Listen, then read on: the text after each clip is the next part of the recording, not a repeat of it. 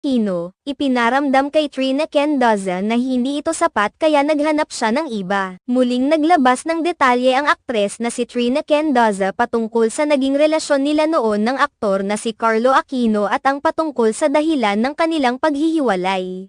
Laman ng mga usap-usapan ngayon sa social media ang ikinwento ni Trina Mendoza ang katotohanan sa paghihiwalay nila ni Carlo Aquino sa panayam kay OG Diaz. Ayon sa kanya, hindi niya maitago ang kanyang emosyon sa tuwing hinahanap ng kanyang anak na si Mithy ang ama nitong si Carlo Aquino sa kanya. Pagbabahagi ni Trina Mendoza, na may pagkakataon na nag-check-in sila ni Mithy sa hotel kung saan may nakitang mag-ama ang kanyang anak dito na hinahanap ng bata ang sarili ama sa kanya. Inamin ni Trina Mendoza na nakaramdam siya ng lungkot dahil alam niyang kailanman ay hindi na mabubuo pa ang kanilang pamilya. One time nag-check-in kami sa isang hotel. Tapos may nakita